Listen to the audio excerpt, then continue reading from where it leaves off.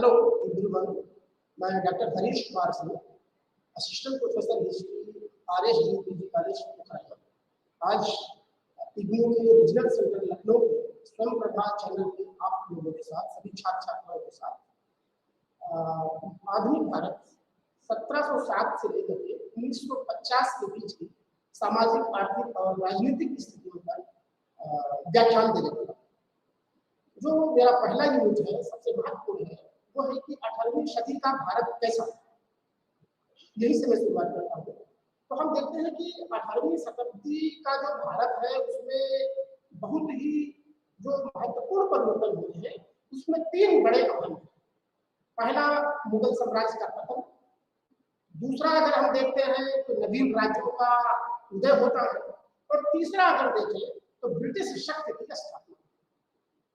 जैसा कि हम सभी जानते हैं, आप लोग पहले भी पढ़े होंगे, पहले व्याख्यान में पढ़े होंगे कि 1707 तक जाते जाते 1707 एक टर्निंग पॉइंट है, क्योंकि इस बीच में जो है 1707 में औरंगजेब की मृत्यु हो गई। औरंगजेब की मृत्यु के बाद से ही जो महान मुगल शासकों की श्रृंखला थी, मजबूती थी, केंद्रीय शासन प्रणाली थी, उसमें बिखराव शुरू होता है। 1707 के बाद से हम देखते हैं कि औरंगजेब के बाद बहादुर शाह आते हैं 1707 से 12 के बीच में। जहांगीर शाह आते हैं, फर्रुखशियर आते हैं, मोहम्मद शाह आते हैं, अहमद शाह आते हैं, आलमगीर द्वितीय आते हैं, शाह आलम, अकबर द्वितीय और बहादुर शाह द्वितीय, जिसको जफर भी कहते हैं। वो 1837 से लेकर के और 58 तक वो दिल्ली का बादशाह रहता है, लेकिन निर्वासित कर दिया जाता है और 62 में वो जाकर के रंगून में उसका निधन होता है। तो यहाँ पर सबसे महत्वपूर्ण है कि आखिर वो प्रमुख कारण कौन से थे जिनकी वजह से मुगल साम्राज्य का पतन हुआ। पूर्व व्याख्यान में आपने देखा होगा कि बाबर ने मुगल साम्राज्य की स्थापना 1526 में की थी और 26 से लेकर 30 तक वो खानवा, चंदेरी, घाघरा और इन युद्धों में जो है मुगल साम्राज्य को स्थापित करता है। फिर हुमायूं आता है और 30 से लेकर के और 38-39 तक, जिसमें वो चौसा और कन्नौज का युद्ध लड़ता है। कुछ समय के लिए 15 वर्षों के लिए उसको निर्वासित होना पड़ता है, क्योंकि बीच में से सासुरी आ जाता है। लेकिन जब अकबर दोबारा आता है, पानीपत का जो द्वितीय युद्ध होता है 56 में, तो फिर अकबर 1556 से लेकर के 1605 तक मुगल साम्राज्य की जड़ों को बहुत गहरे रूप कर देता है और लगभग 50 वर्षों तक वो शासन करता है। तो प्रशासनिक संरचना भी देखा जाए, तो मनसबदारी देखा जाए, तो वित्तीय व्यवस्था देखा जाए, तो उसमें वो मुगल साम्राज्य पूरी तरह से रीइस्टैब्लिश। अकबर के बाद जहांगीर आते हैं। जहांगीर के शासनकाल में नूरजहां का नाम आता है। जहांगीर के बाद शाहजहां आता है। लेकिन शाहजहां के अंतिम समय पर मुगल दरबार में, मुगल साम्राज्य में एक बड़ी विचित्र स्थिति आती है। उत्तराधिकार का युद्ध होता है और उसके 4 पुत्रों के बीच में सामूगढ़, धर्मन, देवराई के युद्ध में औरंगजेब अपने 3 अन्य भाइयों की हत्या कर देता है, दारा शिकोह की हत्या कर देता है और वो अपने पिता को बंदी बना करके 1658 में जो है गद्दी पर बैठ जाता है। पिता 6 साल तक मतलब वो कैद रहते हैं औरंगजेब में, लेकिन मृत्यु के बाद औरंगजेब का दोबारा राज्याभिषेक होता है। फिर पता चलता है कि औरंगजेब का 1658 से लेकर के 1707 का जो शासनकाल है, वो वास्तव में अकबर ने जो कुछ भी किया धरा था उसको उलट देता है। उसकी कट्टर धार्मिक नीतियां, कट्टर राजपूत नीतियां, साम्राज्य विस्तार के प्रति अनथक प्रयास, जैसे वो बीजापुर गोलबंदा को जीतने के लिए पूरे के पूरे अपने अंतिम 15 वर्ष दक्षिण में बिता देता है। और वो मुगल साम्राज्य उसकी इन नीतियों की वजह से कमजोर होता है।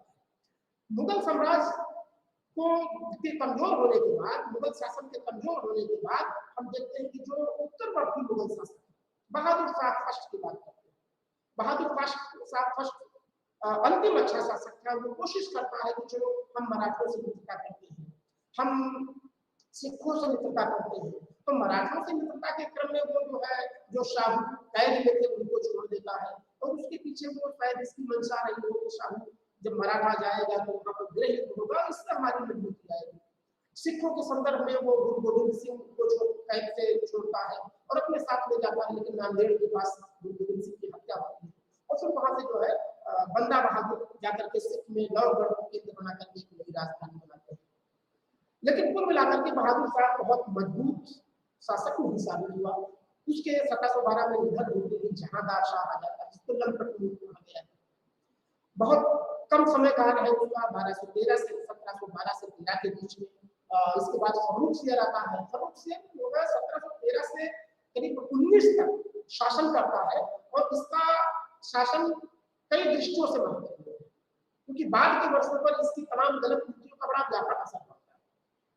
पहला तो सिखों के साथ संदर्भ में, सिखों से इसका युद्ध होता है, बंदा बहादुर गढ़ के किले में वो कैद करता है और फांसी के फंदे पर लटका देता है, बहुत निर्मम हत्या करता है। उसी तरह से मुगल शासक फर्रुखसियर ने जो है अंग्रेजों को एक दस्तक दे दिया 1717 में। वो दस्तक बंगाल में करमुक्त व्यापार का था। अब वो करमुक्त व्यापार का ऐसा इंटरप्रिटेशन बाद के वर्षों में ईस्ट इंडिया कंपनी के नुमाइंदों ने किया कि वो बंगाल में फिर प्लासी और बक्सर उसी की वजह से होता। फर्रुखसियर के सत्ता नसीबी के पीछे सैयद बंधुओं का एक बड़ा हाथ था, और लेकिन फर्रुखसियर ने जब सोचा कि इस जुए को मैं उतारूं, तो सैयद बंधुओं ने फर्रुखसियर का गला घोट दिया और मोहम्मद रफी कराज और महमूद दौला को बैठाता है बहुत कम समय के लिए। लेकिन फिर मोहम्मद शाह आते हैं 1719 के आसपास, 48 तक। मोहम्मद शाह का भी शासनकाल कई मामलों में बड़ा अहम है। पहले तो इसको रंगीला कहते हैं, शासन प्रशासन का गुण इसमें भी नहीं था।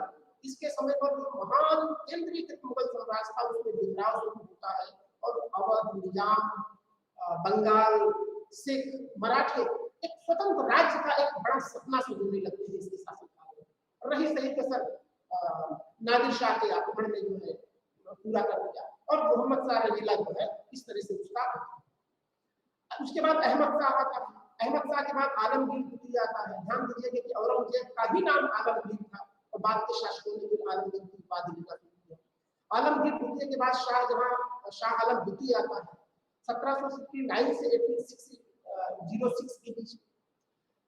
शाह आलम द्वितीय का जो शासनकाल है वो कमजोर शासन साबित हुआ, क्योंकि इसके समय पर आते हुए 1764 में अंग्रेजों ने बक्सर के युद्ध में बंगाल बिहार उड़ीसा के साथ साथ अवध और मुगल बादशाह की सम्मिलित शक्ति को पराजित कर देना वो कमजोर होता था। अकबर द्वितीय का शासनकाल आता है 1837 के बीच में, और बहादुर शाह द्वितीय आता है 1837 से 58 के बीच में। 1757 का जो विद्रोह होता है वहां पर जाकर के मुगल साम्राज्य जो एक तरह से सांकेतिक रूप से भी दिल्ली की गद्दी पर विराजमान था उसको समाप्त कर दिया जाता है, और मुगल बादशाह को कहा जाता है भाई आप जो है रंगून जाओ, उसको निर्वासित कर। तो हम देखते हैं कि 18वीं शताब्दी का जो मूल परिवर्तन था, 3 महत्वपूर्ण परिवर्तन थे। पहला था मुगल साम्राज्य का पतन। यहाँ जाहिर तौर पर ये बड़ा महत्वपूर्ण है कि वास्तव में मुगल साम्राज्य के पतन के जो मूल कारण है वो क्या हो सकते हैं। तो जैसे हमने अभी चर्चा करा कि औरंगजेब की जो कट्टर धार्मिक नीतियां थी, कट्टर राजपूत नीतियां थी, साम्राज्य विस्तार के पीछे जो उसकी जिद थी, खास करके बीजापुर और गोलकुंडा को अपने में शामिल करने के लिए उसने पूरा दिल्ली को दौड़ में लगा दिया। अपने अंतिम 15 वर्षों तक उसने गोलकुंडा और बीजापुर के लिए वही दक्षिण में बिताया। इससे जो है केंद्रीय शासन प्रणाली टूट गई। कमजोर उत्तराधिकारी सबसे अहम है। जब तक औरंगजेब जैसा एक ताकतवर सैनिक के रूप में एक शासक रहा, मुगलों में कोई बिखराव नहीं हुआ, क्षेत्रीय शक्तियों ने यदा कदा कभी स्वतंत्र होने का विचार मन में आया तो उसको दबा दिया। लेकिन कमजोर उत्तराधिकारियों के बीच में जहांदार, फर्रुखसियर, मोहम्मद शाह, अहमद शाह, इनके बीच में स्वतंत्र शक्तियों की मनोकांक्षाएं जागृत हुई और उनका उदय हुआ। आर्थिक दुर्बलता, सैन्य दुर्बलता सबसे अहम था। वही बाबर ने जो प्रयोग किया था, खास करके यहाँ आकर के दिल्ली सल्तनत के इब्राहिम लोदी को जो पराजित किया था, वही ट्रेडिशनल सैन्य प्रथा अभी तक चली आ रही है। अब उनका जो है जो मुकाबला होने वाला था मुगलों का, एक महान शक्ति से होने वाला था। नादिर शाह एक लुटेरा था जिसकी गतिशीलता बहुत ज्यादा थी, अच्छा सैनिक था और तलवारबाज था, तीरंदाज था, और सबसे ऊपर एक ऐसी शक्ति जो है कोने में बैठी इस मुगल साम्राज्य के कमजोर स्थिति को वाच कर रही है, वो थी अंग्रेज, जो कूटनीति में बड़े माहिर थे, अस्त्र शस्त्र में वो बड़े माहिर थे, उनकी सेना का बहुत बड़ा अनुशासन था, उन चीजों की भी हम चर्चा करेंगे। इनकी वजह से मुगल साम्राज्य तरह से कमजोर हुआ। दूसरी चीज, कुछ विद्वान इतिहासकारों ने खास करके मनसबदारी और उससे जो उत्पन्न हुई जागीरदारी व्यवस्था थी उसको भी मुगल साम्राज्य के पतन का कारण माना। औरंगजेब के समय पर तो ऐसा स्थिति आ गई कि मनसबदारों की संख्या आम पेपर ज्यादा हो गई, उनको देने के लिए जागीरें नहीं बची। आपने देखा होगा कि अकबर ने जब मनसबदारी व्यवस्था की शुरुआत की थी तो 500 के ऊपर के मनसब जो होते थे उनको बदल बदल के जागीरें दी जाती थी, और औरंगजेब ने जब मराठों को शामिल किया इस मनसबदारी व्यवस्था में तो जागीरें छोटी हो गई। तो कहीं ना कहीं ये जो व्यवस्था थी वो दुर्बल होती चली गई, और जो रही सही कसर थी उसको नादिर शाह और अहमद शाह अब्दाली का जो अफगान आक्रमण था उसने ध्वस्त कर दिया। 1739 में नादिर शाह का जो है दिल्ली पर आक्रमण होता है, मोहम्मद साहब आ जाता है, वो दिल्ली को लूटता है। शाहजहां का वो महान सिंहासन जिसको तख्ते ताउस कहते हैं, जिसमें कोहिनूर हीरा लगा था, उसको वो नादिर शाह उठा के ले जाता है। इसी तरह से अहमद साहब अब्दाली का आक्रमण होता है, वो भी दिल्ली को लूटता है। तो कुल मिलाकर के उत्तरवर्ती मुगल शासकों के बीच नेतृत्व का अभाव, अकुशल सैन्य रणनीति, सैन्य क्षमता का कमजोर होना और समय के हिसाब से उस सैन्य क्षमता को इंप्रूव न करना, आर्थिक दिक्कतें, ये सब ऐसी चीजें थी जिनकी वजह से मुगल साम्राज्य का जो केंद्रीय ताना बाना था, केंद्रीय ढांचा था, वो बिखराव की ओर बढ़ने लगता है। और इस बिखराव के कारण आगे हम देखते हैं कि बिखराव में ही ऐसी स्थिति छिपी है जिससे नवीन और स्वायत्त राज्यों का उदय। हमने अभी देखा कि मोहम्मद शाह, जिसको रंगीला कहते हैं, 1719 से लेकर के और 48 तक उसका शासन था। उसके समय पर अवध स्वतंत्र हुआ। आप लोगों को ये बात ध्यान रखना होगा कि मुगल काल के अच्छे समय में अकबर के समय पर करीब 18 राज्य थे, औरंगजेब के समय पर 21 राज्य थे। तो उन राज्यों को सूबा था, और सूबे में दो अधिकारी होते थे, एक सूबेदार होता था और दिवान होता था। सूबेदार के पास एक सेना होती थी और प्रायः ताकतवर होती थी। तो जब तक केंद्रीय शक्ति काम करती थी वो सूबेदार अपनी जिम्मेदारी निभाता रहता था और केंद्र के हिस्से की हिस्सेदारी उसको बेचता रहता था। लेकिन जैसे ही दिल्ली का बादशाह कमजोर हुआ तो ये सूबेदारों ने जो है अपनी सेना के बल पर और छोटे कर्जदारों को, जमींदारों को मिला करके विद्रोह करना शुरू किया और स्वतंत्रता की घोषणा। इसमें सबसे अहम है अवध, एक बहुत बड़ा सूबा था और 1722 में शहादत खान ने इसकी स्वतंत्रता की। दूसरा सूबा हैदराबाद का नाम था। 1724 में निजामुद्दीन ने स्वतंत्र हैदराबाद की निजाम राज्य की स्थापना। आपको बताते चले कि सैयद बदरुद्दीन के पतन में निजामुद्दीन का बड़ा हाथ था और वो वास्तव में दिल्ली की स्थिति को सुधारना चाहता था, लेकिन मोहम्मद शाह रंगीला की गलत नीतियों की वजह से उसने दिल्ली को छोड़ दिया और उसने अपनी भलाई इसी में सोची कि वो हैदराबाद जाकर के स्वतंत्र निजाम राज्य की स्थापना करें। तो सोचिए कितना भारी भरकम राज्य मुगल केंद्रीय ढांचे से अलग हो गया। बंगाल की बात करें तो मुर्शीद कुली खान, आज का बंगाल, बिहार और उड़ीसा, इन तीनों को मिलाकर के बंगाल होता है, और मुर्शीद कुली खान ने अवध मुगल साम्राज्य से इसको स्वतंत्र कर दिया। ये बहुत बड़ी बात थी। सिखों की बात करें तो जैसा कि हम जानते हैं कि सिखों का जो संबंध था मुगलों से इतिहास में कभी अच्छा नहीं। भाई गुरु अर्जुन देव ने को फांसी दे दिया था जहांगीर ने, इस आरोप में कि जहांगीर के विद्रोही पुत्र को अर्जुन देव ने संरक्षण दिया। गुरु तेग बहादुर को औरंगजेब ने फांसी दे दिया था, उनके बेटों को चुनवा दिया था, और गुरु गोविंद सिंह को कैद में कर लिया था। लेकिन औरंगजेब की मृत्यु के बाद बहादुर शाह ने सोचा, उसके बेटे ने सोचा, चलो सिखों से बचता का हाथ बढ़ाते हैं और गुरु गोविंद सिंह को दक्षिण लेके चले गए। लेकिन जब दक्षिण में गुरु गोविंद सिंह की मृत्यु होती है तो वो बंदा बहादुर को भेजते हैं पंजाब, तो कहते हैं जाके राज्य का निर्माण। तो वो जाकर के सिख राज्य का निर्माण करता है और करीब 1716 के आसपास फर्रुख से जो है एक आमने सामने की मुठभेड़ में बंदा बहादुर को दौड़ पड़ने के लिए गिरफ्तार करते हैं और फिर दिल्ली में उसको फांसी की सजा कत्लेआम होता है। तो सिखों का एक स्वतंत्र राज्य बनने की कोशिश हुआ था, लेकिन कुछ समय के लिए वो डाउनफॉल कर गया। बाद में भी हम देखेंगे कि किस तरह से रणजीत सिंह ने जो है सिखों के एक महान राज्य का निर्माण किया। आगे हम देखते हैं मैसूर सबसे अहम है। मैसूर के बारे में बताते चले कि मैसूर के स्वतंत्र राज्य का निर्माण हैदर अली ने किया था और बाद में टीपू ने उसको विस्तार देने की कोशिश की। उस मध्यकालीन मुगलिया तंत्र से स्वतंत्र हुए राज्य में मेरा मानना है कि मैसूर सबसे प्रगतिशील राज्य है। उसकी सैन्य प्रणाली काफी अच्छी थी। वो एक तरह से पाश्चात्य देशों से अपनी सैनिक ड्रिल और सैनिक साज सज्जा और आधुनिक पद्धतियों को अडॉप्ट करने के लिए सदैव टीपू सुल्तान तत्पर रहता है। फ्रांस के जैकोबिन क्लब का सदस्य बनता है। लेकिन आप देखो कि मैसूर राज्य का जो निर्माण हुआ था वो विजयनगर साम्राज्य की पृष्ठभूमि पे ही हुआ। 1565 के आसपास आप देखते हैं कि कालीकोटा का युद्ध होता है और वो वही विजयनगर साम्राज्य जो मोहम्मद बिन तुगलक की गलत नीतियों के वजह से एक राज्य के रूप में खंडर और गुप्ता ने बनाया था। 1565 में कालीकोटा के युद्ध में बहमनी के 5 राज्य गोलकुंडा, बीजर, बहमनी, अहमदाबाद, अहमदनगर ये सब मिलकर के उसको युद्ध में पराजित करते थे और विखंडित हुए। तो उस विजयनगर की पृष्ठभूमि में अरियुड वंश बनता है और अरियुड वंश का ही शासक था रंग तृतीय, जिससे सत्ता हड़प करके करीब 1761 के आसपास हैदर अली वहां पर शासक आता है। उसका निरंतर निजाम से और मराठों से संघर्ष चलता है। उसका संघर्ष अंग्रेजों से चलता है। हैदर अली के बाद जब टीपू सुल्तान आता है तो चूंकि वो महत्वाकांक्षी शायद वो पहला शासक था जिसने अंग्रेजों की इस साम्राज्यवादी विस्तारवादी नीति को का अंदेशा हो गया था और वो उससे निपटने के लिए इंतजाम कर रहा था। टीपू सुल्तान अंग्रेजों के शत्रुओं को अपना मित्र बना करके अपनी सैन्य व्यवस्था को उत्कृष्ट करना चाह रहा है। वो फ्रांस के जैकोबिन क्लब का सदस्य बनता है। फ्रांसीसी कमांडरों को बुला करके अपने सैनिकों को वो ट्रेनिंग देने की बात करता है।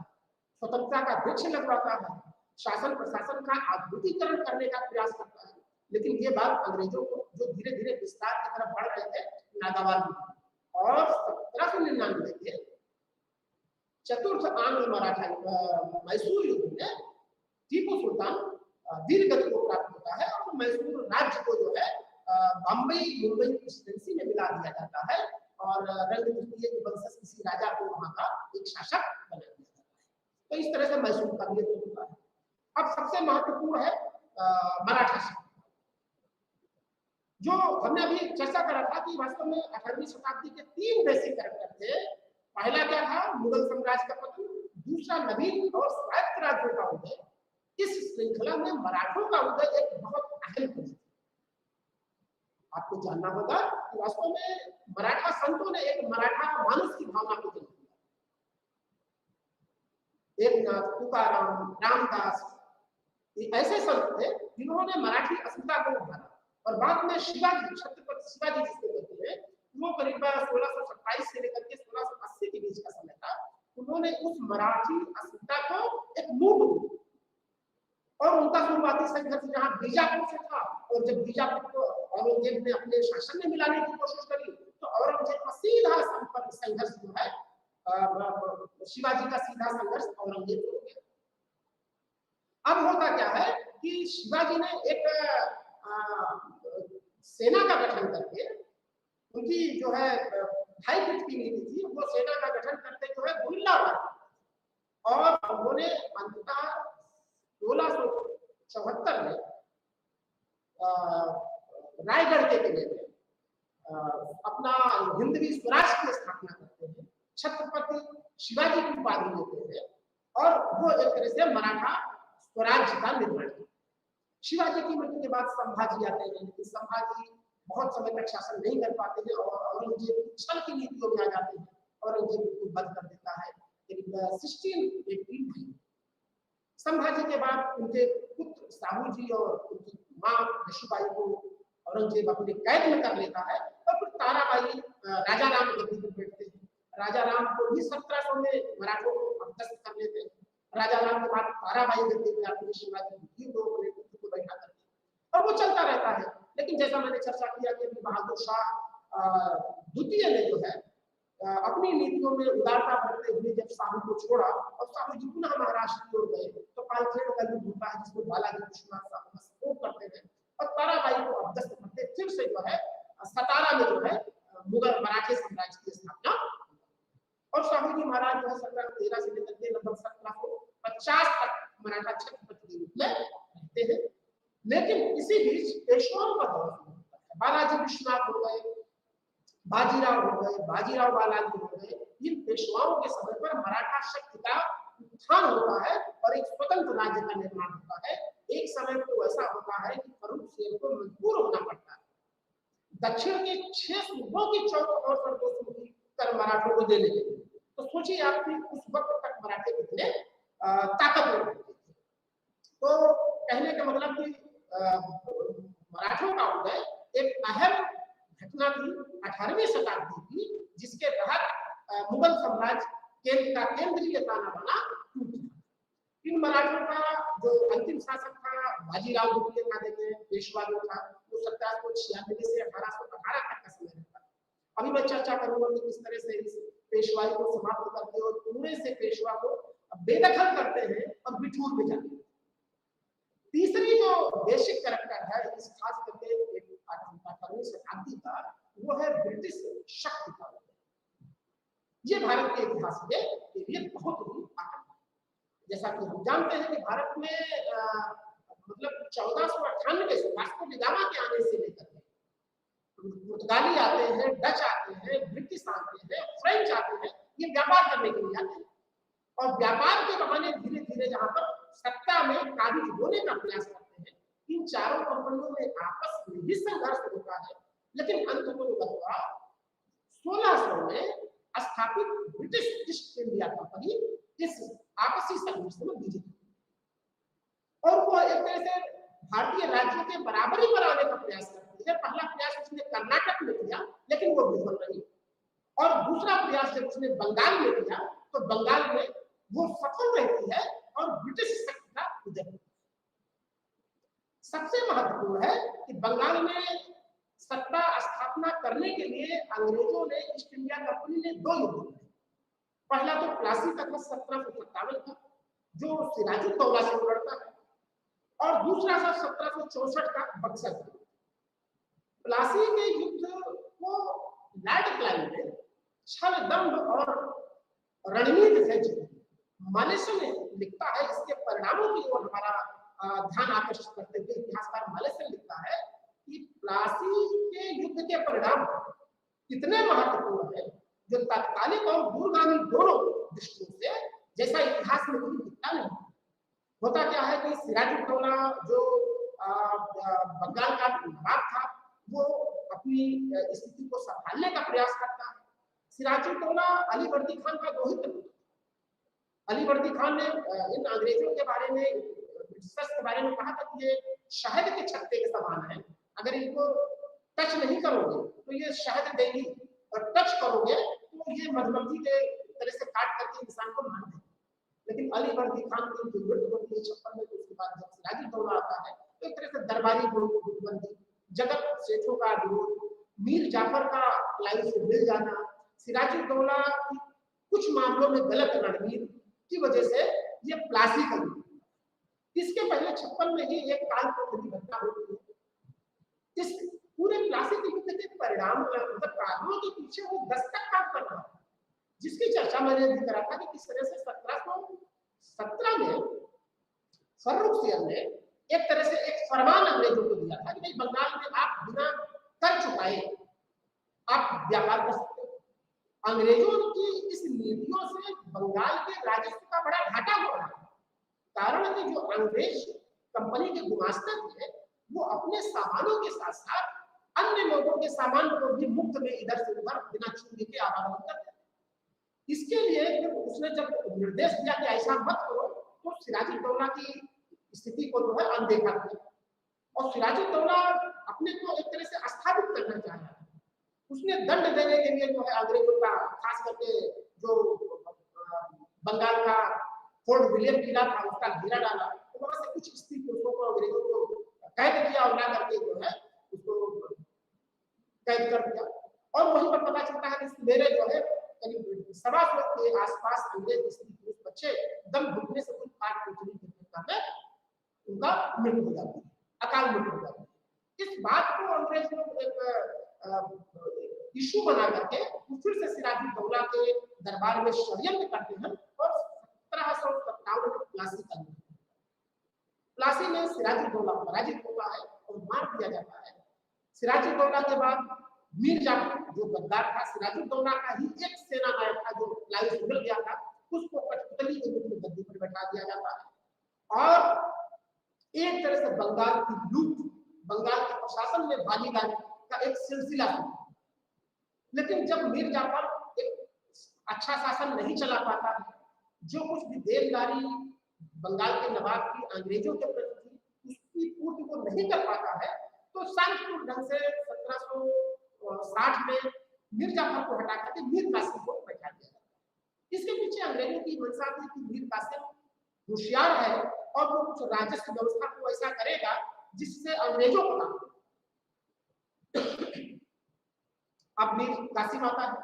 मीर कासिम सत्ता पर आते ही वो एक तरह से स्थिति को भाप गया। वो समझ रहा था कि जब तक इस अंग्रेजी जुए को नहीं हटाया जाएगा तब तक कोई काम बंगाल की प्रगति नहीं हो सकती। उसने एक बहुत सोची समझी रणनीति के साथ एक कोलिशन बनाया। वो अवध के नवाब और मुगल बादशाह शाह आलम के साथ मिलकर के एक संघ बनाता है और अंग्रेजों को चुनौती देने का प्रयास करता है बक्सर की युद्ध में 1764। और प्लासी का युद्ध विश्वासघात, लेकिन बक्सर का युद्ध इतिहासकार बताते हैं एक युद्ध। तीनों सेनाएं, बंगाल, अवध और मुगल बादशाह, तीनों सेनाएं एक तरह से सम्मिलित होकर के अंग्रेजों को चुनौती देते हैं। लेकिन 10 से 12 हजार की अनुशासित ब्रिटिश सेना, ईस्ट इंडिया कंपनी की सेना ने लाखों की इस भारतीय सेना को पराजित किया। और फिर ये भारतीय इतिहास का बड़ा टर्निंग पॉइंट है। बक्सर के युद्ध के बाद जो मुनरो लड़ता है, क्लाइव को फिर से भेजा जाता है क्योंकि भारत में ब्रिटिश साम्राज्य की स्थापना का श्रेय उसी को दिया जाता है। ब्रिटिश हुक्मरानों ने उसी को भेजा और फिर वो आकर के अवध के साथ और मुगल बादशाह के साथ, बंगाल के नवाब के साथ अलग अलग संधियां करता है और बंगाल, बिहार, उड़ीसा की दीवानी अंग्रेज लोग मुगल बादशाह, अवध पर तमाम तरह के प्रतिबंध और हर्जाना दे दिया जाता है, रोक दिया जाता है। बंगाल की जो बात है उसके पूरे खजाने को लूट लिया जाता है और बंगाल में खास करके अंग्रेज लोग अब भारतीय रियासतों के समकक्ष और धीरे धीरे करके मतलब फिर से उसको मीर जाफर को बैठाया जाता है 1765 में, लेकिन वो कठपुतली ही था। धीरे धीरे पूरा सत्ता और शासन जो है क्लाइव के हाथों में आ जाता है। फिर उसके बाद वारेन हेस्टिंग्स आते हैं, कार्लवालिस आते हैं, वेलेस्ली आते हैं। कुल मिलाकर के बंगाल एक तरह से अंग्रेजों के चंगुल में फंस गया। तो हम कह सकते हैं कि 18वीं शताब्दी की 3 अहम घटनाओं में ये तीसरी घटना जो ब्रिटिश शक्ति का बंगाल में उदय हो रहा है, ये बड़ी अहम है। बंगाल को अंग्रेजों के दृष्टिकोण से देखकर तो इसे दुधारू गाय कहा गया है, कारण कि अभी तक क्या होता था कि अंग्रेज लोग व्यापारी थे, वो वहां से बुलियन और ब्रिटिश मुद्रा लाते थे, यहाँ के सामानों को खरीदते थे और ब्रिटिश और यूरोप के बाजार में बेचते थे, उससे मुनाफा कमाते थे। अब स्थिति उलट गई। अब यहाँ पर वो प्रशासन में आ गए, यहाँ पर वो कर कलेक्शन कर रहे हैं, उनकी आमदनी का स्रोत यहाँ के भूराजस्व से आ रहा है, तो वहां से उनको मुद्रा लाने की जरूरत नहीं है, बल्कि यहाँ से अधिकाधिक मात्रा में उन्होंने धन कमाया और इस धन से उन्होंने सेना गठित की और फिर उस सेना से अपनी साम्राज्यवादी मंसूबे को पूरे भारत में फैलाने के प्रयास। तो ये बहुत अहम पड़ा। अब जरा हम आगे बढ़ते हैं। वास्तव में 18वीं शताब्दी का ये जो 3 ट्रेंड हमें दिख रहा है, एक तो केंद्रीय ताना बाना जो मुगलों का था वो कमजोर हो गए। जब केंद्रीय शक्ति कमजोर हुई तो क्षेत्रीय शक्तियों का उभार लाजमी है और उसमें हमने देखा कि कैसे मैसूर, मराठे, अवध, निजाम, रुहेले, उधर राजपूताना, सिख एक स्वतंत्र राज्य के रूप में उभर रहे हैं। और जब ये उभार आता है तो फिर आगे हम देखते हैं कि दरअसल 1857 तक ब्रिटिश शक्ति का विस्तार कैसे। बंगाल में ब्रिटिश शक्ति की स्थापना के बाद अंग्रेजों ने 1857 तक अपनी इस नीति को पूरे भारत में विस्तृत करने का प्रयास किया।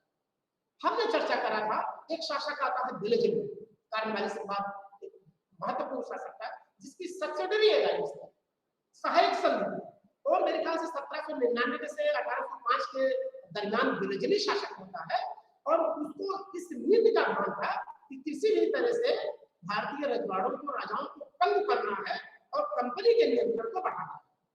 तो वो एक सहायक संघ का प्रपत्र तैयार करता है और भारतीय राजाओं के पास भेजता है। उनसे वो कहता है भाई आप हमारी आधुनिकता को स्वीकार करें, बदले में हम आपको पूर्ण सुरक्षा की गारंटी देंगे। जो बड़े राज्य हैं उनको एक ऐसा मतलब एरिया देना होगा जहां पर हमारी सेना रहेगी। जो छोटे राज्य हैं उनको एक राष्ट्र देनी पड़ेगी। जब दो राज्य आपस में युद्धरत होंगे या कोई गड़बड़ होगी तो उसकी मध्यस्थता अंग्रेज करेंगे। संधि करने वाला कोई भी राज्य ब्रिटेन के अलावा अन्य किसी यूरोपीय शक्ति से कोई मित्रता नहीं करेगा। देखिए यहाँ पर यह सबसे महत्वपूर्ण है क्योंकि उस समय यूरोप में भी बड़ी हलचल थी। नेपोलियन बोनापार्ट का उदय हो रहा था। आप याद करिए कि करीब 1704-5 तक नेपोलियन एक ताकतवर सेनानायक रूप में फ्रांस से उभरता है, वो कॉन्टिनेंटल सिस्टम बनाता है और पूरी महाद्वीपीय व्यवस्था के तहत ब्रिटिश को कम करना चाहता है और फ्रांस का विस्तार करना चाहता है। तो अंग्रेजों को यहाँ पर डर था कि कहीं नेपोलियन मध्य एशिया के रास्ते भारतीय हमारे अच्छे खासे प्रोडक्टिव राज्य पर हमला न कर दे या उसको डिस्टर्ब न कर दे। तो उसने यहाँ सोचा कि एक सहायक संघ राज्यों के साथ कर लिया। दूसरे भारत के अंदर भी कुछ ऐसे तत्व थे जो फ्रांसीसियों की मदद से अंग्रेजों के मंसूबे को पलीता लगाना चाहते थे। उसमें मैसूर का टीपू सुल्तान अहम था जिसकी चर्चा मैंने करी। तो बेलेजली की सहायक संघ ने सब्सिडरी अलायंस के तहत देशी राज्यों के साथ एक ऐसा जाल बुना जिसके दुष्चक्र में ये देशी राज्य जो फंस गए फिर वो उस जुए से कभी उबर नहीं सके। सुरक्षा की पूर्ण गारंटी उनको दे दी। बड़े राज्यों को अपने यहाँ एक मतलब ब्रिटिश प्रतिनिधि रखना पड़ता था और वो प्रतिनिधि उस राज दरबार के तमाम कामकाज और उसकी दिनचर्या को शासन तक भेजता था। आप देखोगे कि बाद में अवध का विलय आउटकम की रिपोर्ट के आधार पर होना है, तो जिसको रेजिडेंस बोलते हैं। तो मैसूर एक तरह से राज्य के रूप में उभरा, लेकिन अंग्रेजों ने हैदर अली से युद्ध किया और टीपू सुल्तान से युद्ध किया और चतुर्थ आंग्ल मैसूर युद्ध में बेलेजली ने टीपू को पराजित करके मैसूर राज्य का विलय कर दिया मुंबई प्रेसिडेंसी से। और छोटे से स्थान पर मैसूर के जो चिकमगलूर वंश का रंग द्वितीय का राजा था उसको सत्ता दी गई। तो मैसूर की पराजय के बाद सोचिए कि लॉर्ड वेलेस्ली कहता है कि पूरब का साम्राज्य मेरे पैरों तले है। इस भाव को आप समझिए। उसको लगता है कि वास्तव में एक यही भारतीय राज्यों में अकेला शासक था जिसकी प्रगतिशील योजना थी, प्रगतिशील कार्य योजना थी, जो अंग्रेजों को उसी की बिसात पर टक्कर देना चाहता था। लेकिन मैंने उसको दिया तो मैसूर को 1799 में पूरी तरह से समाप्त। अब दूसरा राज था मराठा। अभी मैंने देखा था कि मराठों का विस्तार कैसे पेशवाओं के समय पर हुआ, कैसे जो है पेशवा लोग जो है उत्तर से दक्षिण तक मराठा की जिंदगी बसती थी।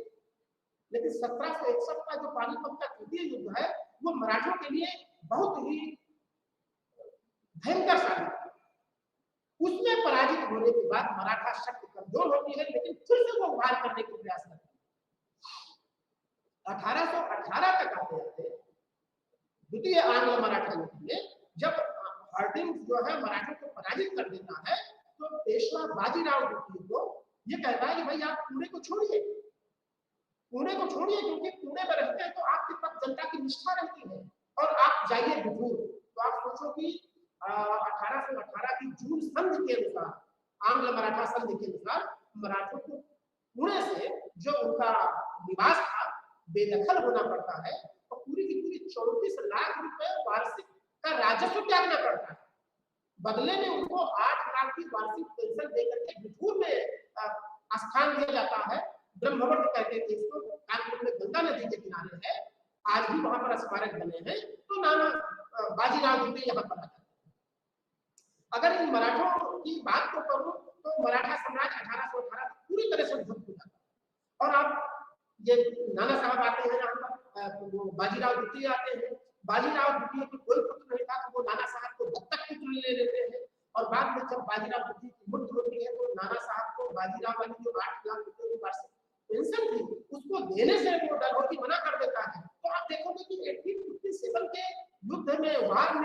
स्वतंत्रता संग्राम में नाना साहब एक काम का रिप्रेजेंटेशन करते हैं। वो दिल्ली के घोषणा पत्र में भी उनका अहम रोल था, जिसकी चर्चा में भी अलग से करूंगा। आगे देखें तो नेपाल के साथ भी अपने संबंधों को नियमित करते हैं। नेपाली एरिया एक तरह से हिमालय की श्रृंखला में स्थित पहाड़ी एरिया, और 1816 में एक जो संगोली की संधि होती है नेपाली शाह के साथ, उसमें जो है अंग्रेज लोग एक ढेर सारा क्षेत्र नेपालियों से लेकर के उनके साथ एक मैत्री संधि कर लेते हैं। बाद के वर्षों में इस मैत्री संधि का बड़ा अहम रोल होता है। अब आते हैं सिख। 1857 के पहले सिखों का भी जो है राज्य निर्माण का जो सपना था वो रणजीत सिंह के समय पर वो पूरा होता है। जैसा कि हम जानते हैं कि सिख परंपरा में गुरु गोविंद सिंह के बाद जब बंदा बहादुर आते हैं और गौड़ को केंद्र बना करके सिख राज्य का निर्माण करते हैं, लेकिन उनको फांसी की सजा दी जाती है और उनकी मृत्यु के बाद सिख जो है समाज बिखर जाता है और 12 मिसलें वहां, मिसले छोटे छोटे समूह थे, उसी में से एक सुकर चाकिया मिसल थी जिसके महासुर थे और उन्हीं के बेटे थे रणजीत, जिन्होंने लाहौर और अमृतसर के आसपास एक केंद्र बना करके सिख राज्य का एक मजबूती बना और 1839 तक का एक सिख राज्य बहुत ही महत्वपूर्ण रहता है। उनके रहते रहते अंग्रेज लोग सिखों को अपने में मिलाने की जरूरत नहीं, बल्कि रणजीत सिंह ने लाहौर को विजित किया और अफगान के शासकों को पराजित किया और उस कोहिनूर हीरो को पुनः वापस लाते हैं। जो नादिर शाह 1739 में मोहम्मद शाह के दिल्ली पर आक्रमण करके तख्त का उसको उठाने जाता है, उसको वो पुनः उस मान सम्मान को ले लिया। तो रणजीत सिंह एक प्रगतिशील सैनिक थे, अच्छे कमांडर थे, महान योद्धा थे और उन्होंने एक महान सिख राज्य का निर्माण किया। लेकिन रणजीत सिंह की मृत्यु के बाद सिख राज्य में एक आंतरिक कलह होती है। दूसरे जो है उनकी जो खास करके डलहौजी की जो विस्तारवादी नीति, उस विस्तारवादी नीति के मंसूबे के चक्कर में ये सिख राज्य दिया जाता है और आर्मी सिख युद्ध होता है, सेकंड आर्मी सिख। ये होता है 1848 के आसपास और उसमें सिखों को पराजित करके और सिख राज्य का विलय ईस्ट इंडिया कंपनी या ब्रिटिश कंपनी के अधीन कर लिया जाता है और जो नाबालिग थे उनको पेंशन देकर के लंदन भेज दिया जाता है पढ़ने के लिए और सिख राज्य पूरी तरह से समाप्त। अब आप देखिए कि जो 1857 तक विस्तारवादी है उस मंसूबे को सबसे ज्यादा अगर किसी गवर्नर जनरल ने विस्तार दिया है तो वो डलहौजी है। उसने युद्ध के द्वारा अपनी डॉक्ट्रिन ऑफ लेफ्ट विलय की नीति के द्वारा ये इनके प्रकार है उसने जो है मुगल मतलब साम्राज्य के इस कमजोर राज्यों को अपने लिए मिलाने का प्रयास किया। जैसे हमने बताया कि ये आंग्ल सिख युद्ध में सिखों को पराजित करके पूरा मराठा राज्य को जो है अपने में मिला लेता है और मराठा राज्य को मिला करके सतारा के जो पुराने शासक थे उनको जो है सतारा के एक सीमित क्षेत्र में गद्दी पर प्रताप सिंह को बैठा देता है और बाकी का बाकी पूरा मराठा साम्राज्य ब्रिटिश ईस्ट इंडिया कंपनी के आगे आ जाता है। आगे डलहौजी क्या करता है, सिंध का विलय करता है। इससे भी उसका जो है विस्तार की लिप्सा पूरी नहीं होती तो वो डॉक्ट्रिन ऑफ लेफ्ट व्यापकता का सिद्धांत लेता है। वो ये एक तरह से सर्वे करवाता है कि ऐसे ऐसे कौन से राज्य हैं जिनमें कोई वारिश नहीं है। उसने कहा भाई दत्तक पुत्रों को राज्य का वारिश नहीं माना जाएगा। तो आप देखोगे कि झांसी, बघार, बरार, उदयपुर, जयपुर, संभल, सतारा के राज्य का निर्माण 1818 में हुआ था। वही बाजीराव को पराजित करने के बाद राजा को जीवित कर दिया गया था। इन सारे जिनको नाम दिया, इन सारे राज्यों को हड़प नीति के तहत कोई पुत्र न होने की वजह से उसने मुगल ब्रिटिश साम्राज्य में मिला लिया डलहौजी। और आप देखोगे कि 1857 में जो विद्रोह हो रहा है उसके पीछे भी एक अहम कारण है। अब सबसे अहम और उपजाऊ क्षेत्र था अवध। यहाँ पर डलहौजी की समझ में नहीं आ रहा था कि भाई इसका विलय कैसे, तो वहां पर आउटकम बैठा था जो उसका रेजिडेंट था और वो रिपोर्ट भेजता था कि भाई बादशाह को दिन भर में शतरंज खेलता है, मुर्गे लड़ाता है, राजकाज में जो है वो ध्यान ही नहीं देता है। तो कुप्रशासन के आरोप में 1856 में डलहौजी ने अवध को विलय कर दिया। तो आप देखते हो कि 1857 तक ब्रिटिश जो ईस्ट इंडिया कंपनी थी उसने बंगाल से शुरू करके लगभग पूरे भारत में अपने आधिपत्य को कायम कर दिया। तो इस 100 वर्षों के दौरान 1757 से लेकर के और 1857 के इन 100 वर्षों के दौरान इस ब्रिटिश आधिपत्य का भारत की सामाजिक व्यवस्था पर, भारत की राजनीतिक व्यवस्था पर, भारत की आर्थिक व्यवस्था पर, भारत की सांस्कृतिक व्यवस्था पर एक प्रभाव पड़ता है और वो प्रभाव दुष्प्रभाव के रूप में ज्यादा दिखता है। आप देखोगे कि इन दुष्प्रभावों की वजह से एक रोष उत्पन्न होता है और बाद में फिर होता है। अभी हम इस दूसरे यूनिट में यह देखने की कोशिश करेंगे कि वास्तव में ब्रिटिश शासन का भारतीय व्यवस्था पर क्या प्रभाव पड़ता है। अगर अर्थव्यवस्था को देखा जाए तो सबसे पहले कृषि ले लेते हैं। हमने चर्चा करी थी कि बंगाल में आने के बाद ही कर्नावालिस में परमानेंट सेटलमेंट है, अस्थायी बंदोबस्त, जमींदारों के साथ संबंध मतलब एक बंदोबस्त करते हैं और वो जमींदारों को पूरी छूट देते हैं किसानों के साथ नेगोशिएशन करने का, उनको वसूलने का, बल्कि एक मुफ्त निश्चित धनराशि 9/8/9 भाग केंद्र के खजाने में मिलता है। इस बंदोबस्त में भूमि का स्वामित्व जमींदारों को माना गया और किसानों को जमींदारों को रहमो करम पर छोड़ दिया गया।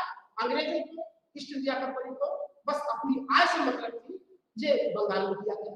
ये व्यवस्था अच्छी नहीं चली तो बाद में रैयत बाड़ी व्यवस्था मुनरो करता है साउथ में और 51% ब्रिटिश विभाग को इस दायरे में लाता है। इसमें रैयत यानी किसानों से संबंध किया गया और उनको जवाबदेह माना गया वसूली के लिए, भू राजस्व को जमा करने के लिए। महलवाड़ी व्यवस्था खास करके दक्षिण में भी और पंजाब के क्षेत्र में आने के बाद महलवाड़ी व्यवस्था आता है। तो अंग्रेजों ने भू राजस्व की पद्धतियां बदली, भूमि में उत्पादकता की चीजों को भी बदला। बड़े बड़े बागान लगाए, तंबाकू की बड़े बड़े बागान लगाए, अफीम की बड़े बड़े बागान लगाए, नील की बड़ी बड़ी खेती। तो जहां पर प्रोडक्शन होता था खाने पीने की चीजों का, उन जगहों पर जो है ये कमर्शियल एग्रीकल्चर को बढ़ावा दिया। तो उत्पादन की पद्धति बदल दिया, भू स्वामित्व की पद्धति को बदल दिया, भू राजस्व को लेने के लिए इन्होंने कभी ठेका दिया, तो कभी पंचवर्षीय व्यवस्था लागू किया, कभी अस्थायी बंदोबस्त, कभी रैयत बाड़ी, तो कभी महलवाड़ी। और इस सबके मूल में सिर्फ एक ही बात है कि किस तरह से ईस्ट इंडिया कंपनी को ज्यादा से ज्यादा लाभ।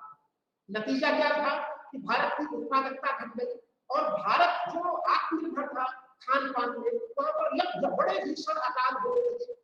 लोग जब भूखों मरने लगे तो वो कमर्शियल एग्रीकल्चर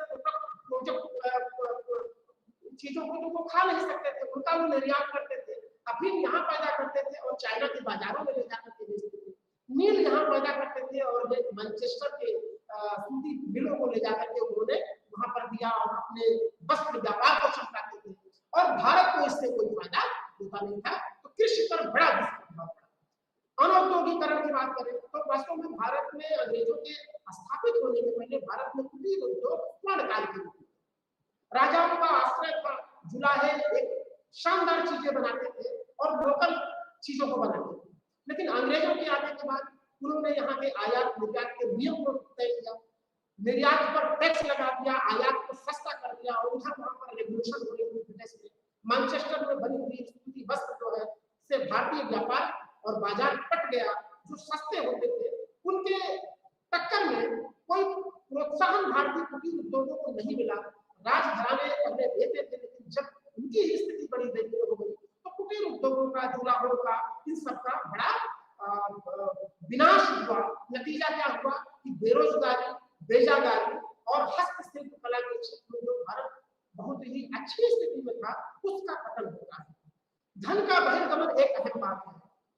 आप देखोगे कि जैसे जैसे अंग्रेज लोग यहाँ पर स्थापित हो जाते हैं, खास करके 1857 के रिवोल्ट के बाद भारी मात्रा में धन का बहिर्गमन होता है, जिस बात को इंगित किया है दादा भाई। पॉवर्टी एंड अनब्रिटिश मिला इंडिया को साफ साफ बताते हैं किस तरह से भारत सचिवालय में वेतन के बहाने और फिर इन्वेस्टमेंट करते हैं अंग्रेज लोग आकर के यहाँ पर रेलवे बंदरगाहों में, उस इन्वेस्टमेंट का सीधा पर्पस ब्रिटिश उद्योगों को बढ़ावा देना था, ब्रिटिश आर्थिक व्यवस्था को बढ़ावा देना था। भारत को उससे कुछ नहीं मिलना था। इससे भारत के तमाम धन का बहिर्गमन होता है। अगर धन के बहिर्गमन को हम एक लाइन में देखें तो एक ब्रिटिश शख्स है जॉन सुलेमन, वो साफ साफ कहता है कि हम अंग्रेज लोग इस एक स्पंज की तरह से जो भारत से यानी गंगा के तट से अच्छी वस्तु को सूखते हैं और टेम्स के किनारे जाकर के, टेम्स ब्रिटेन की नदी है, वहां निचोड़ देते हैं। तो कुल मिलाकर के भारत के तमाम अच्छे संसाधनों का, अच्छे रॉ मटेरियल्स का, यहाँ के चीजों को ले जाकर के वो लंदन को जो है आगे बढ़ा रहे हैं। भारत का इससे कोई लाभ होने वाला नहीं।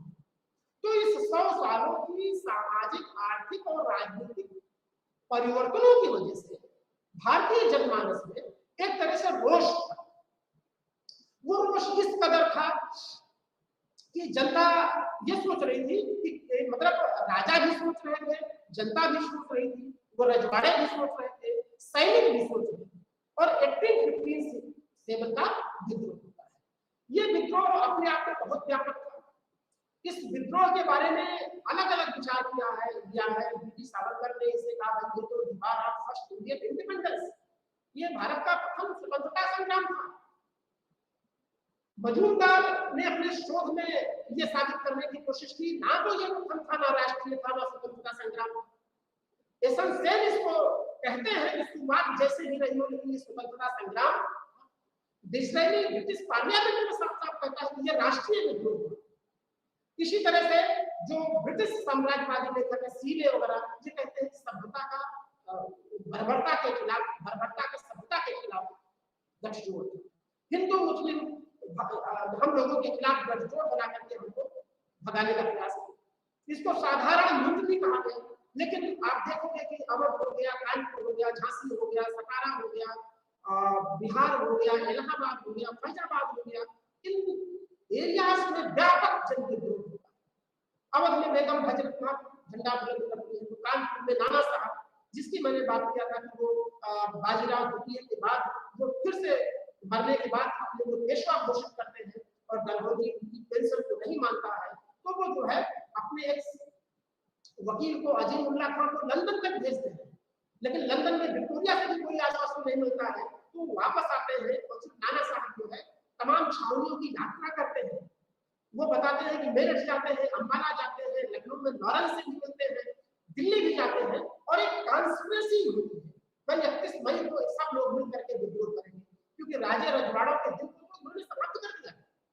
लेकिन इस योजना पर काम होता कि मेरठ में 10 मई को विद्रोह होता है, 9 मई को, और 10 मई को एक तरह से दिल्ली में व्यापक विद्रोह हो जाता है। दिल्ली का घोषणा पत्र बनता है, बहादुर शाह जफर को सारे लोग अपना नेता स्वीकार करते हैं। उसी घोषणा पत्र में कानपुर मंतव्य का नाम आता है। कानपुर मंतव्य का मतलब नाना साहब ने जो है इस घोषणा पत्र को तैयार करने में जो है एक अहम रोल रखा है। वो मुगल बादशाह के मतलब रुतबे को खुद स्वीकार करते हैं और मोहम्मदी झंडे को कानपुर में जो है अजीजन ने फैलाया, और वहां से आने के बाद फिर हुइलर को कैद करते हैं और सती चौरा कांड होता है कानपुर में। बीबी घर कांड में तमाम अंग्रेजों को कत्लेआम किया जाता है। लेकिन वक्त की बात है, ये 1857 के विद्रोह को अंग्रेज लोग दबा दिए। इलाहाबाद को कर्नल मून ने जो है दबा दिया, कामपगल ने कानपुर को दबा दिया, नाना साहब को बिठूर छोड़ना पड़ा और वो दर दर भटकते रहे। बिठूर को छोड़ने के बाद उनको अवध के नवाब से बेगम से मिलते हैं, उसके बाद वो बरेली जाते हैं और बरेली के बाद जो है जंग बहादुर से मिलते हैं, नेपाल की तराई में चले जाते हैं और कहते हैं कि 1859 में गुमसुम तरीके से नाना साहब की मृत्यु हो जाती है और वो पेशवाई जो बालाजी विश्वनाथ से शुरू होती है वो अंतिम रूप से नाना जी तक जाते जाते समाप्त हो जाती है। और अंग्रेज लोग पूरी तरह से कानपुर को, लखनऊ को और दिल्ली को, इस विद्रोह को एक तरह से कंट्रोल कर लेते हैं। और विद्रोह करने को कंट्रोल करने के बाद फिर उनका एक घोषणा पत्र आता है महारानी विक्टोरिया का, और उसमें साफ साफ कहते हैं कि भाई आज से 1858 में कि अब ईस्ट इंडिया कंपनी के शासन को समाप्त किया जाता है। अब कंपनी का उद्देश्य भारत में विस्तारवादी नीति नहीं है, अब राज्यों का और राजाओं का विलय नहीं किया जाएगा, बल्कि उनको सम्मान दिया जाएगा और ईस्ट इंडिया कंपनी के शासन को समाप्त करके भारतीय शासन को सीधे क्राउन के अधीन कर दिया जाएगा। और वहां पर एक भारत सचिव बनाया गया, भारत सचिवालय बनाया गया और यहाँ के शासक को वायसराय कहा गया। दोनों के कोलेशन से अब शासन चलना था। भारत सचिव पार्लियामेंट के प्रति जवाबदेह था, उसका ऑफिस वहां पर था और वो वायसराय के समय समय पर निर्देश देता था और भारत का प्रशासन अब क्राउन के सीधे आगे होता था। तो आप देखोगे कि 1757 से 1857 के विद्रोह के पीछे इसकी सामाजिक, आर्थिक और ये राजनीतिक इसी बीच हम देखते हैं कि जो 19वीं शताब्दी है उसमें तमाम तरह के सामाजिक धार्मिक सुधार आंदोलन शुरू होते हैं।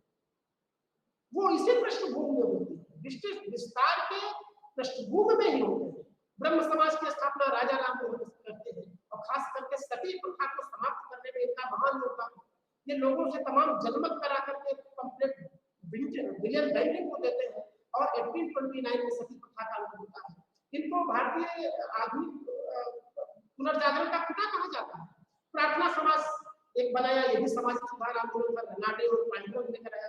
आर्य समाज दयानंद रिटर्न टू वेदास, हिंदू धर्म उद्धारक, गोरक्षक, इस तरह से दयानंद सरस्वती ने जो है प्रार्थना आर्य समाज के माध्यम से जो है भारतीय प्राचीन अस्मिता को फिर से पुनर्जीवित करने का प्रयास किया, वेदों को नियमित किया और उनको इस समाज को आईना दिखाने का प्रयास किया।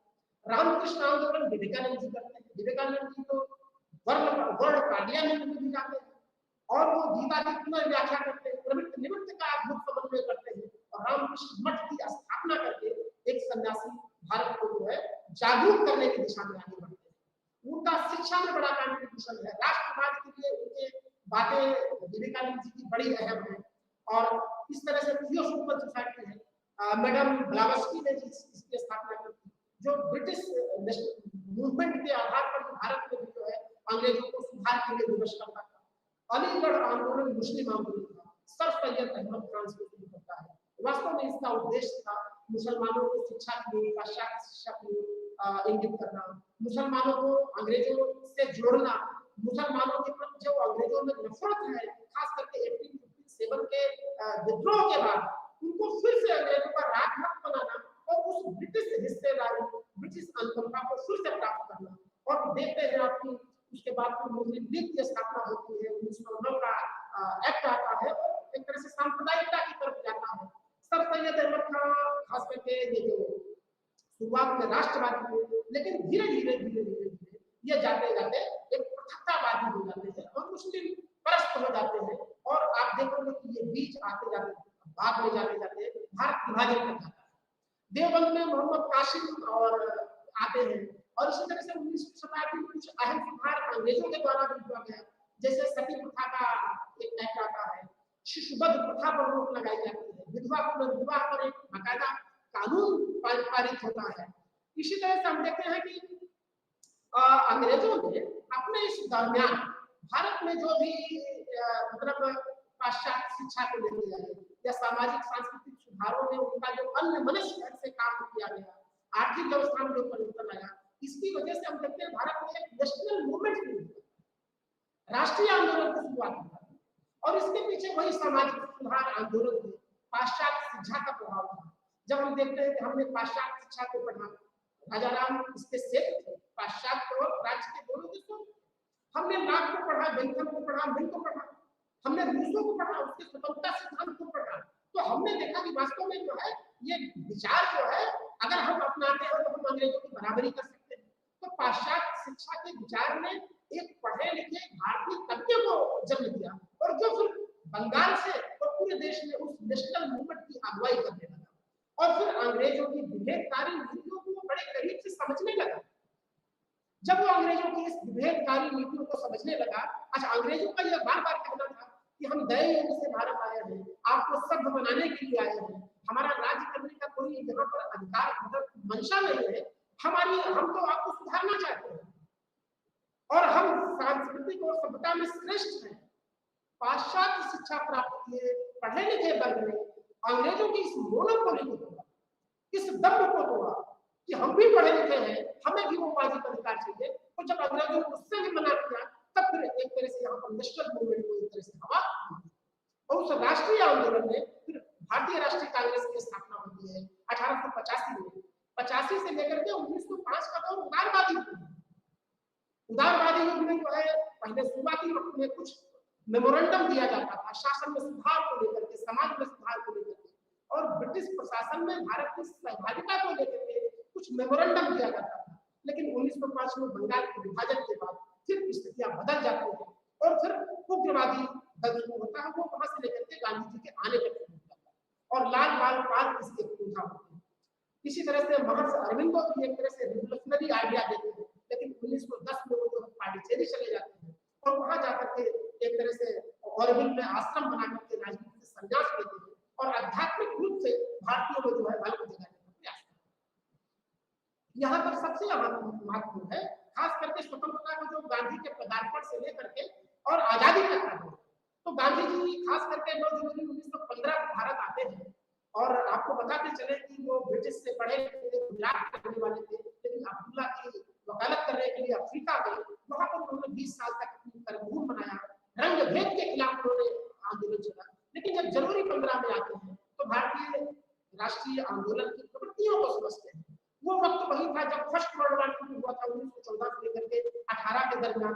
तो गांधी जी यहाँ आकर के जगह जगह जाकर के भारतीय जनमानस को टटोलने का प्रयास करते हैं। चंपारण जाते हैं 1917 में, खेड़ा जाते हैं, अहमदाबाद जाते हैं, लेकिन इसी बीच क्या होता है, जलियांवाला बाग कांड आता है और जलियांवाला बाग कांड के बाद भारत में जनमानस पूरी तरह से असंतोष में उबाल होता है। उधर सेकंड वर्ल्ड वॉर के बाद जो आत्मन्याय के सिद्धांत पर अंग्रेज लोग प्रथम विश्व युद्ध लड़ रहे थे, तो भारतीयों से मदद की दरकार कर रहे थे कि हम जीतने के बाद आत्मन्याय के आधार पर जो है वहाँ हम मध्य एशिया में भी कुछ चीजों में बदलाव करेंगे, भारत में भी स्वायत्त हटा देंगे। जब पूरा नहीं किया तो एक तरह से आंदोलन दूसरे चरण में चला जाता है और गांधी जी के नेतृत्व में 1919 से लेकर के 47 तक 3 बड़े आंदोलन होते हैं। 1920 का असहयोग आंदोलन, 1930-31 का सविनय अवज्ञा आंदोलन और 1942 का भारत छोड़ो आंदोलन। गांधी जी की रणनीति संघर्ष, समझौता, संघर्ष की रणनीति, सत्याग्रह पर विचार करते थे। आंदोलन में सहभागिता सुनिश्चित करने के लिए व्यापक विस्तार देना चाहते थे, सबको जोड़ना चाहते थे और अपनी इस रणनीति में वो कामयाब भी हुए और अंततः जाकर के 1947 में भारत को आजादी मिलती है। उस आजादी के पीछे भारत के तमाम लोगों की जो मतलब सहभागिता थी वो दिखती है। उसमें क्रांतिकारी भी दिखते हैं, राष्ट्रवादी भी दिखते हैं, गांधीवादी भी दिखते हैं, मार्क्सवादी भी दिखते हैं और सबके सम्मिलित सहयोग से जब द्वितीय विश्व युद्ध का दौर रहता है 1939 से 1 सितंबर 1939 को सेकंड वर्ल्ड वॉर होता है और 45 को शुरू होता है हिरोशिमा और नागासाकी पर अमेरिकी बम ब्लास्ट होता है। इसका परिणाम यह रहा कि ब्रिटिश हुकूमत जिसका सूर्यास्त कभी होता नहीं था वो आर्थिक रूप से जर्जर हो गई और अब ये लगने लगा था कि अंग्रेजों को भारत से छोड़ना पड़ेगा, जाना पड़ेगा, क्योंकि यहाँ पर मूवमेंट लगातार चल रहा था। सुभाष चंद्र बोस जो है फॉरवर्ड ब्लॉक बना करके वो जर्मनी वाया सिंगापुर जाते हैं और आजाद हिंद फौज का गठन करते हैं और गांधी को राष्ट्रपिता संबोधित करते हैं और एक युद्ध से अंग्रेजों को यहाँ भगाने की बात करते हैं। यहाँ क्विट इंडिया मूवमेंट चलता है। दूसरी तरफ अंग्रेजों एक निगोशिएशन के लिए फिफ्थ मिशन भेजते हैं, कैबिनेट मिशन भेजते हैं और भारत में संविधान सभा का निर्माण होता है। बड़ा अहम है कि 1946 से टर्निंग पॉइंट है जहां पर एक संविधान सभा का निर्माण होता है और आइडिया ऑफ नेशन पर विचार होता है। भारत का भविष्य कैसा होगा, यानी भविष्य का भारत कैसा होगा, उसमें संविधान सभा के लोग एक संविधान का निर्माण करते हैं और उसमें जो है भारत का संविधान बनता है जिसमें फंडामेंटल राइट्स और तमाम ऐसे उपबंध डाले जाते हैं जो भारतीयों के समुचित विकास और लोकतंत्र की प्रतिबद्धता के प्रति जवाबदेह है। दूसरी तरफ आजादी मिलती है लेकिन खंडित पाकिस्तान बनता है 14 अगस्त 1945 को और भारत आजाद हुआ 15 अगस्त 1947 को। आजादी के बाद फिर एक तरह से रियासतों का विभाग बनाया जाता है। पटेल के नेतृत्व में रियासतों का एकीकरण किया जाता है तो लगभग 565 रियासतों को वल्लभ भाई पटेल एक सूत्र में बांधते हैं। कश्मीर, जूनागढ़ और हैदराबाद का मामला रहता है। 48 में हैदराबाद में ऑपरेशन पोलो के तहत अभियान करते हैं और हैदराबाद को शामिल करते हैं, जूनागढ़ को शामिल करते हैं। कश्मीर के संदर्भ में संविधान में 370 का उपबंध 1949 में लागू किया जाता है देखते हैं कि 1760 से लेकर के 1950 तक भारत का जो इतिहास है विभिन्न उठा और उतार चढ़ाव से गुजरता है, लेकिन जब 1947 में भारत का आजादी मिलती है तो दोनों तरफ का विचार होता है। एक तरफ आइडिया नेशन पर भविष्य का भारत कैसा होगा, संविधान बनता है, और दूसरा भारत के नेता पंडित जवाहरलाल नेहरू जो एक विजन लेकर के भारत में समग्र विकास विभिन्न क्षेत्रों में डेवलपमेंट की रूपरेखा तैयार करते हैं और भारत को 1950 तक ले जाकर के एक तरह से अच्छी स्थिति में छोड़ते हैं। धन्यवाद।